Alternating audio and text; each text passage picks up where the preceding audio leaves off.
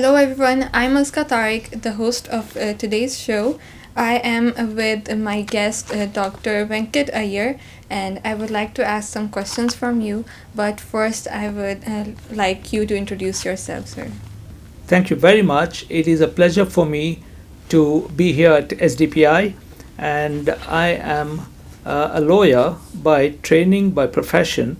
I'm also an academic, so I am attached to Ulster University, where I teach, among other things, media law, constitutional law, business law, and so on. I am the editor of two journals. One is the Roundtable, the Commonwealth Journal of International Affairs, and the other is the Commonwealth Lawyer. So that is roughly my background. Sir, as you just said that you are the editor of the journal The Roundtable, can you tell me more about it? The Roundtable is one of the oldest foreign affairs journals in the world. It is certainly the oldest foreign affairs journal in continuous publication in the United Kingdom, having started in 1910. So we are about 113 years old. The journal has evolved over those years, and it has had a number of titles. What we do is essentially cover the Commonwealth, and I give a fairly broad interpretation of the Commonwealth. The journal is sold in many countries, not just the Commonwealth, but outside as well, and it has established a good reputation as an academic journal which publishes peer-reviewed material. It is available for subscription in South Asia as well, including Pakistan. And I'm particularly keen to encourage participation from Pakistan, by which what I mean is that I would like more contributions to come from Pakistan.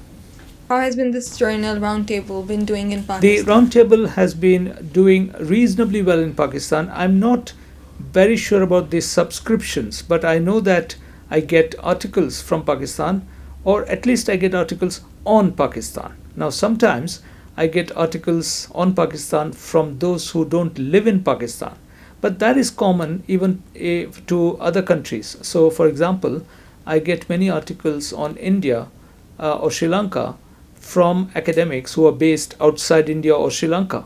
That is a very common phenomenon. I want to actually change that and try to get contributors from within Pakistan, and I've been doing my best to drum up support for such contributions. How, how do you think this journal is encouraging South Asia, including Pakistan, like in all over the world? It's encouraging essentially by trying to get as good a spread of regions in its coverage of articles. Now, one of the ways in which I think it is possible to give a boost to contributions from countries like Pakistan is to make young people aware that publishing in this journal not only brings them a degree of reputation, but also helps them in academic promotions, because it is an academic journal after all. So those who publish in the Roundtable frequently are able to progress in their academic careers, because it is what we call a highly rated journal. How do you think it can help the youth in the future? Youth, in terms of, first of all, getting exposure in other parts of the Commonwealth. Remember that the Commonwealth consists of 56 countries, and to the extent that, for example, articles written by young people in Pakistan are read by people outside Pakistan, the youth in Pakistan would be able to get that exposure. And secondly, also, the journal has a few awards. There's a essay writing competition for people under the age of 30, which is held every year, and there's a prize of £1,000, which is quite attractive to young people. So that's one. The journal also awards 2 studentships, each of the value of £5,500 for people who are doing their PhDs, either in country or in the UK. So there are different ways in which youth from Pakistan can get engaged with the journal.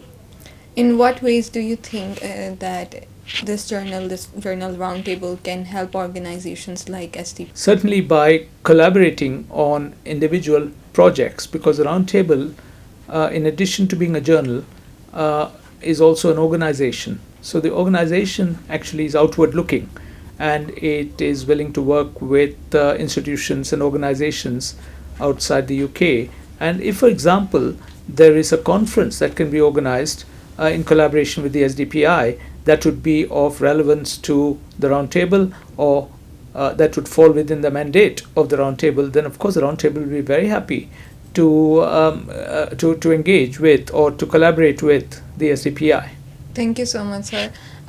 We would really like to work with you in the future and hope that stuff like this, that journals like this keep coming so it can help our youth. Thank you. I will be very happy to encourage any such collaboration. Thank you very much.